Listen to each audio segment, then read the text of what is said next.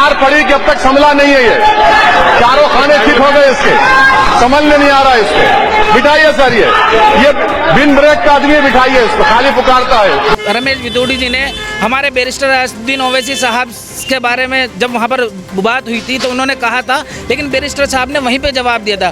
Parliament में जिस अंदाज में जो बात की गई है वो आंखों में आंखें डालकर उसी अंदाज में बात की जा सकती है। कोई नए सदन में इस तरह की मतलब बातें शुरू हुई और इस तरह से उद्घाटन हुआ तो हमारे लिए लानत है इस बात की कि हिंदुस्तान की सदन में जो सारी दुनिया देखती है उसमें इस तरह का बयान दिया जा रहा है कि दानिश अली जी, आपको समाज ने चुनकर भेजा था कि आप उनके समाज की आवाज़ पार्लियामेंट में उठाएंगे, लेकिन आप खुद वहां पर गाली खा करके आ गए और बाहर आकर के आंसू बहा रहे हैं। नहीं, लड़ाई नहीं की जा सकती, लेकिन जिस अंदाज में उन्हें आतंकवादी कहा था उसी अंदाज में जवाब दिया जा सकता था। सदा देशद्रोह का मुकदमा कम से कम होना चाहिए। जब सब पे होता है तो इसके साथ भी वही कार्रवाई होनी चाहिए। कि क्या वीर अब्दुल हमीद और अशफाक उल्लाह खां की कुर्बानियों को वो नज़रअंदाज कर सकते हैं? क्या इस मुल्क के बनाने में, तरक्की में क्या मुसलमानों ने योगदान नहीं दिया? क्या अब्दुल कलाम आज़ाद किसी और समुदाय से संबंधित थे?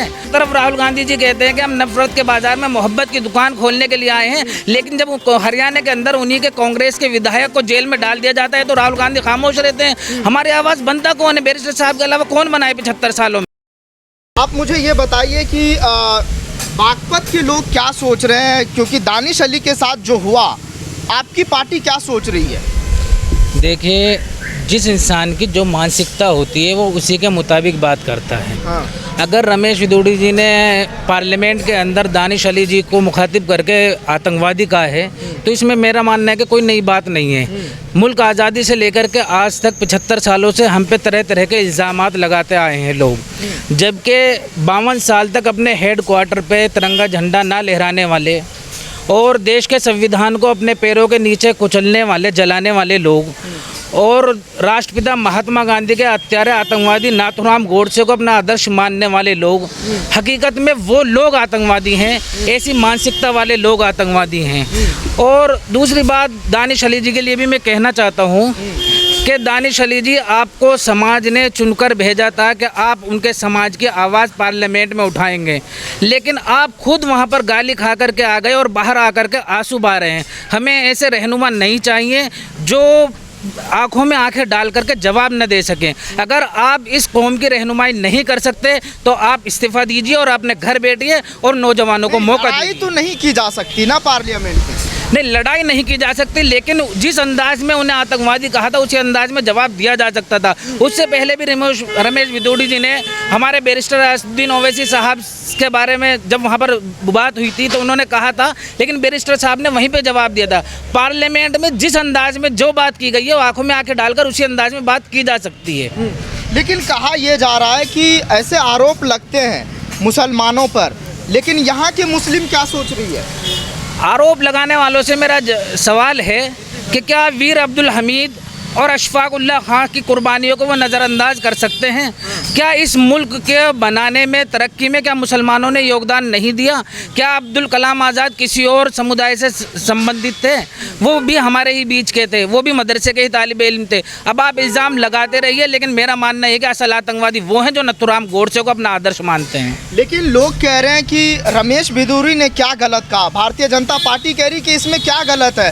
रात दिन तो लोग यही बोलते हैं।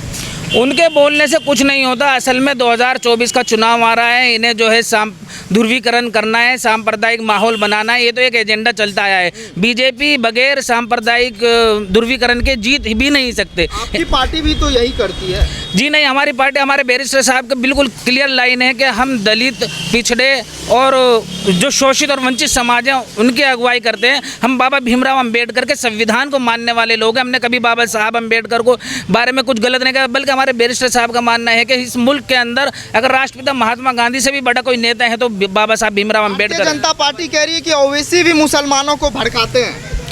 नहीं, तो इसमें हम भड़काने वाली कौन सी बात है? हम अपने अगर हक और हुकूक की बात करें तो ये भड़काना थोड़ी हुआ। 75 सालों में जैसे बैरिस्टर साहब ने आवाज़ उठाई है इस दबले कुचले समुदाय के, ऐसे किसी ने भी नहीं उठाई। एक तरफ राहुल गांधी जी कहते हैं कि हम नफरत के बाजार में मोहब्बत की दुकान खोलने के लिए आए हैं, लेकिन जब हरियाणा के अंदर उन्हीं के कांग्रेस के विधायक को जेल में डाल दिया जाता है तो राहुल गांधी खामोश रहते हैं। हमारी आवाज़ बनता कौन है? बैरिस्टर साहब के अलावा कौन बनाए 75 सालों में? तो उनकी कोई गलत बात? पहले मुसलमानों की लीडर नहीं थे क्या?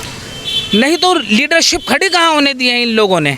75 सालों से आप देखिएगा, जो भी हमारी पार्टी आई उन्हें बीजेपी एजेंट और आरएसएस का दलाल बता करके इन्होंने नेगेटिव प्रचार किया, हमारी से लीडरशिप को खड़े ही नहीं होने दिया। ये लोग चाहते हैं कि अगर इन्हें पता है कि अगर मुस्लिम लीडरशिप खड़ी हो गई तो इनका वजूद खत्म हो जाएगा, इसलिए ये तो एक प्लानिंग है, साजिश है। ठीक है, ठीक है।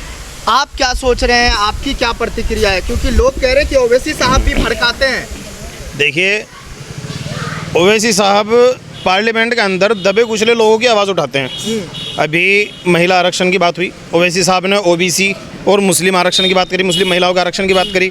अगर ओवैसी साहब मुस्लिम महिलाओं की बात करते हैं तो इन्होंने मुस्लिम ध्रुवीकरण की बात कर दी। ये ध्रुवीकरण नहीं है। अगर अपना हक मांग रहे हैं तो वो ध्रुवीकरण नहीं है, वो अपने हक की बात है। ओवैसी साहब का एक बयान बता दो जिसमें उन्होंने भड़काऊ बयान दिया हो। अगर वो मुसलमानों पे अटक जाते हैं, मुसलमानों पे भाई इसलिए अटक जाते हैं, आज तक मुसलमानों का सबने मिसयूज़ किया। सन 47 में जब हिंदुस्तान आज़ाद हुआ था, मुसलमानों की सरकारी नौकरियां मुसलमानों की 37% थी और आज मुसलमानों को 3% पर पहुंचा दिया।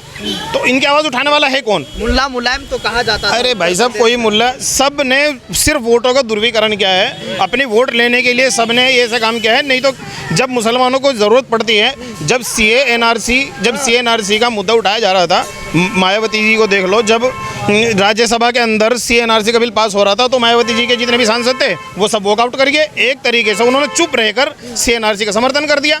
आज तक मुसलमानों की वोट लेकर जो 4 बार मुख्यमंत्री बन चुकी हैं और मुलायम सिंह यादव भी जो है, समाजवादी पार्टी भी 4 बार जो है उनका CM रह चुका, लेकिन आज तक उन्होंने मुसलमानों के लिए क्या किया बताओ? आज सरकारी नौकरी में मुसलमान कितने हैं? सिर्फ वोटों की एक, जब सबने वोट लेने के लिए हमारा यूज़ किया है। और अगर वो इसी साहब मुस्लिमों की बात करते हैं तो वो भड़काने की बात कर रहे हैं, वो ये बोल देते हैं। दानिश अली के लिए क्या कहेंगे जो रमेश भिदुड़ी ने किया है? रमेश बुद्धे को, वो तो उनकी मानसिकता है, वो तो उनकी सोच है।